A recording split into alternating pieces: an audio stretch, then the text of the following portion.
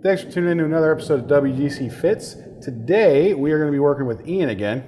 Ian, say hi. Hello.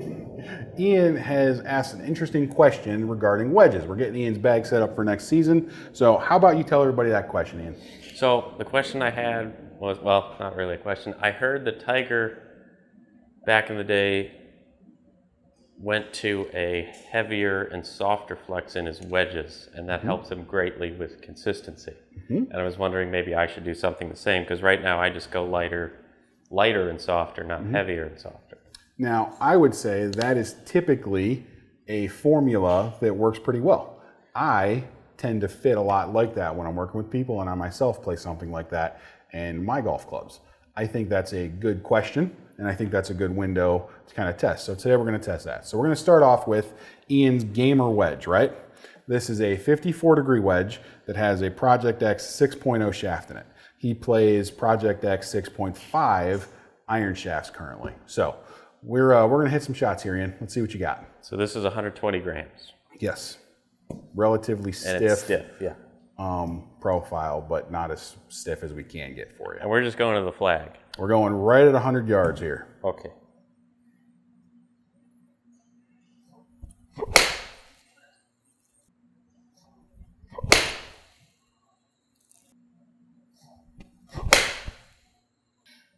Okay, so that's a good sample set for your clubs, right? Can we see the sample set? Yep. Now, before we do anything crazy, I want to look at our grouping here, which is, in all honesty, pretty good.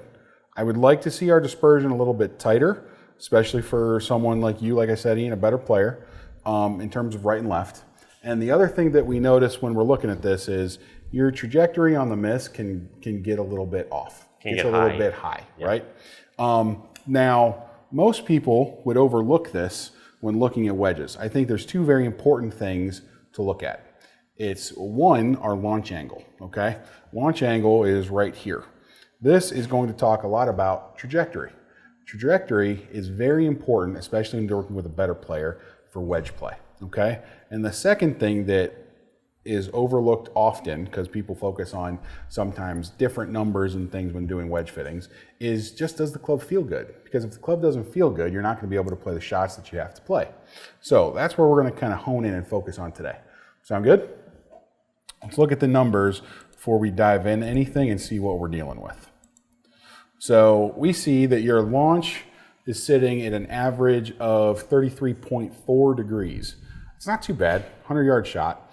It's a tad higher than I would normally want to say, specifically because we can see here on these two highlighted shots that it climbs up. Yeah. Now, realistically, on here, we're not going to see too much of an issue with that, but how often when you're playing golf, you see a wedge climb up like that? Does it come up short right?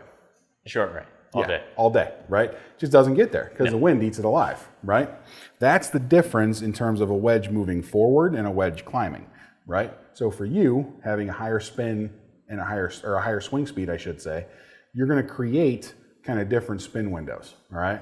We need to keep everything moving forward and not get floaty on you, all right? So the first wedge that we are going to try in an attempt to kind of make everything a little more controlled is going to be, let me find it, an S400. All right, so now we're testing a 54-degree wedge again. This one has a Dynamic Gold Tour Issue S400 shaft in there.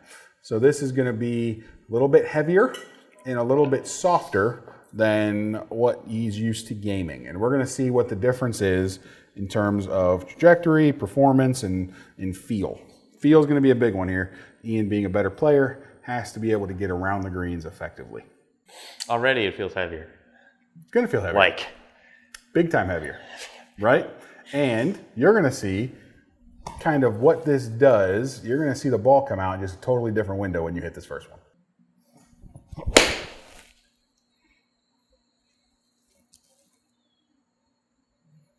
That was actually a perfect example of the difference you're going to see there.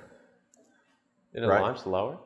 So it launched a hair lower, not by much, but it's flatter in ball flight. You see what I'm saying? Yeah. The trajectory control is different.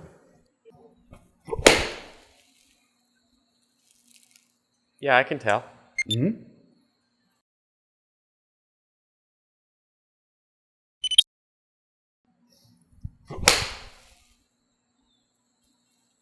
And that was the miss. A little bit tighter. Yeah. You can only launch at 32 instead of 35.x. Something.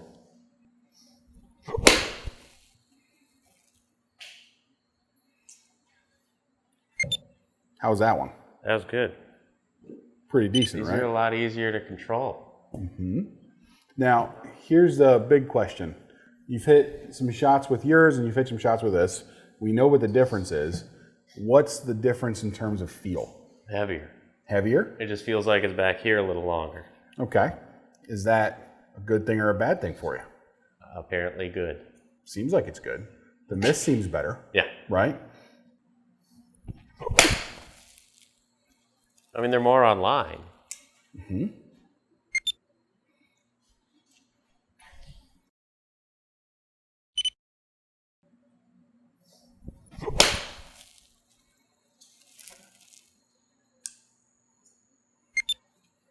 That was a little short, but that was just me. Jumped a bit on you. But if that's how high our highest ones are going to go, I'm okay with that because they're still moving flatter. Yeah. Overall. And we see all. I think that's a good thing, right? So let's look at what our group looks like here.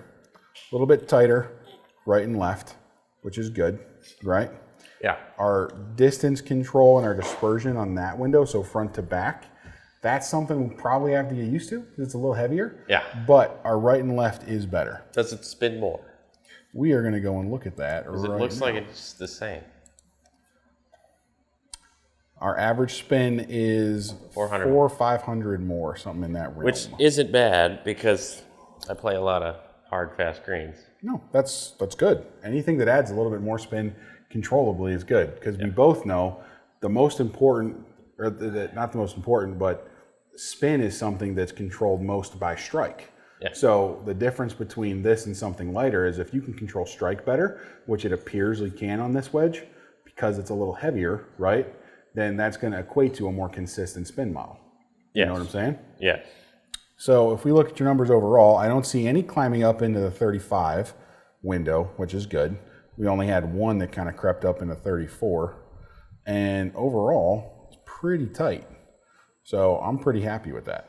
I mean, it's not plus or minus 1,100 like the other one is. No, it's definitely tighter in that window. And that speaks to positive strike, right? Yeah. When our standard deviation and spin is tighter, that means that our strike was more consistent, right? Simple as that. So far it looks like from a consistency model, from a centeredness of contact model, a little heavier, a little softer, might be good. I like it. Just more of a fuller shot, or are you still going a hundo? No, still a hundo. And that one did jump a bit on you. I wanted to hit it higher. Okay, Here, so you're trying to hit it high. I'll hit this one lower for you. Okay.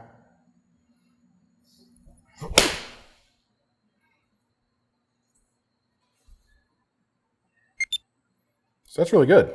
Again, it speaks to workability and control. Because the last one you were trying to hit higher, our launch, you can tell on this one, it went way higher. was higher, 35.3. And our ball flight also was a much different window. On this last one, super flat, right? Yeah. But still relatively controlled. I mean, that's a wedge shot that I love to see. I like to play low wedge shots. So that's a good looking shot for me. But overall, I think pretty decent there, right? Oh, yeah. Now, the next one that we're going to try is, we're going to try a couple different things at this point. And the next one we're going to try is just a standard wedge shaft that most people see and hit, and actually most companies use in their wedges. This is a Dynamic Gold S200, again with a 54-degree wedge. So what's the S200? The S200 is a little bit lighter. And softer? Definitely softer. Even softer? So this is what a lot of companies call their wedge flex shaft. So what that means is this is the quote unquote gold standard for most stock wedges you see on the rack. right? So this is going to be something where, it's good for a lot of people, not necessarily great for anybody, but this is what, the stock one that covers the most people are. That one high. It definitely went high. Weight, as we know from doing all of our iron fittings, right? Weight affects peak height, right? This is lighter. This is a good bit lighter, right? So what that means is I would expect, in general, this one to probably get up in the air a little quicker.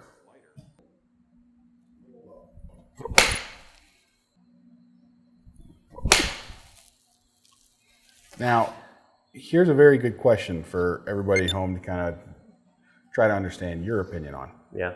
Do you feel, everybody knows kind of what kind of golfer you are and everything, do you feel like you are in control of what's going on at Impact with this club? This one, no. Oh, there you go.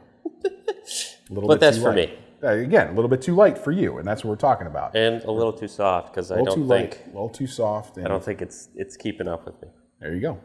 I think that's a fair assessment. That one did.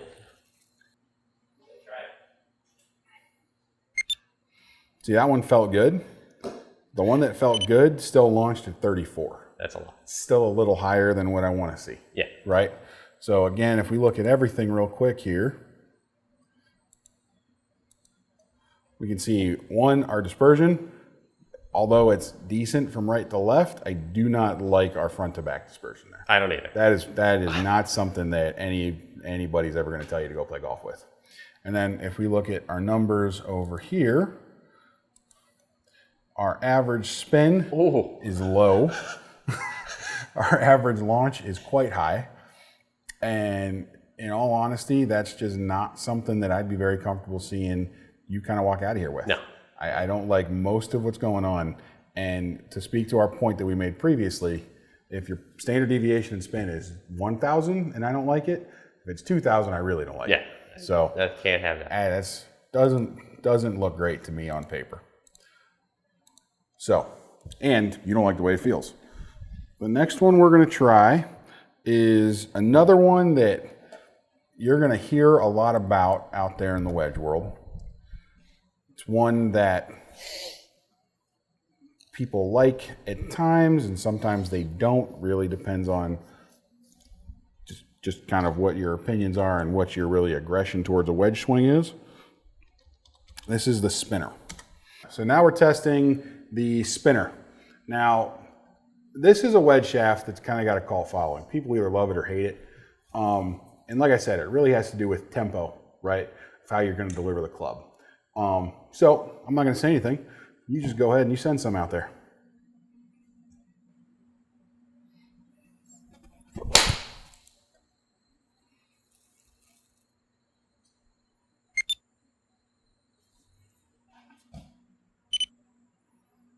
Different, right? Why is it lower? We'll get to that later. Oh, I just can't control that. Ooh.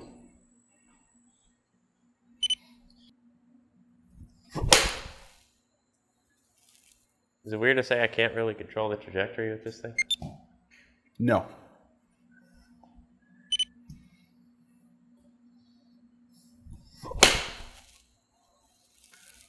Now, right now, we are hitting a 100-yard golf shot. Now, I know that you can hit a 54-degree more than 100 yards, okay? This is going to be another for Ian testing moment. I want you to hit 2 more wedges, and I want you to hit these more closer to kind of like the fullest shot you would hit on a golf course. The fullest? Yeah, so not like, you know, all out, but got it. As full as you would on a golf course.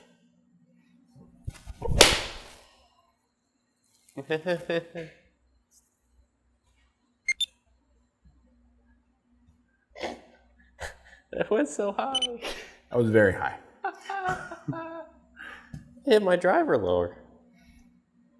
I hit everything lower.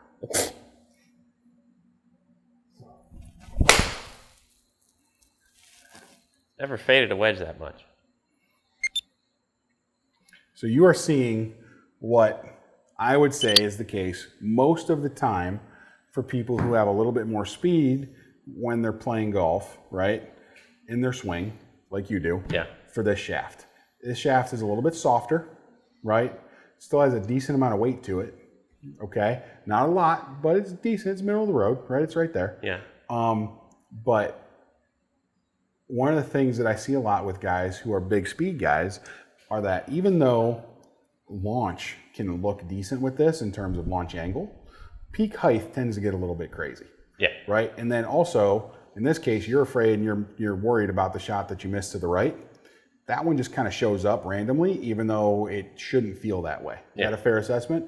It's at least how I feel when I swing that shaft, right? And I know that that's how Trent, our other counterpart here, also feels when swinging a spinner shaft, right? Yeah. He's also a guy who swings decently hard at a golf ball. So, on paper, right, if you look at some things, for example, it might look decent in terms of dispersion, but we can see our front to back there, that's not it. Now we have to erase, for the purpose of our test here, not erase, but ignore those two, but we still see, you still got a lot in there. Long right? left, short right. And you can't control it. That's the sad part, the scary part, right?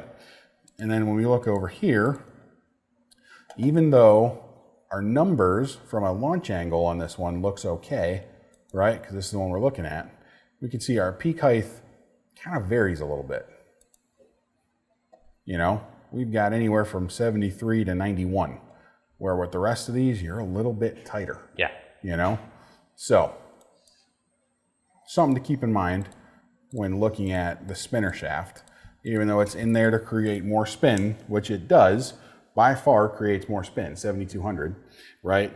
You still have a large standard deviation because we're striking it not necessarily as purely as we can. And something to take into account is spin is sometimes not the most important thing to look at when looking at wedges. No. There's other windows that are more important.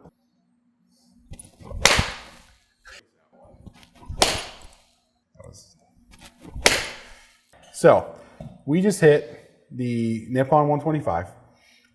That a bit of a different profile, right? Now, if you had to describe the profile, what would you say? It's like heavier and firmer. Heavier and firmer, right? Yeah. And did you feel at any point like it was getting away from you? No. Okay. Now, if we look at your dispersion, this was actually our best dispersion. That was very, very tight. Yeah. Very, very good dispersion, okay? Now, let's look at what the numbers actually say. When we look at it, we can see this one has our best launch angle. So we look at the launch angle, it's sitting at 29.6. Very good. Our spin is actually the highest, but it actually has by far the best standard deviation, which means you struck it the best, okay? If we look at our peak height and everything over here, it's actually relatively flat, but you still have plenty of landing angle.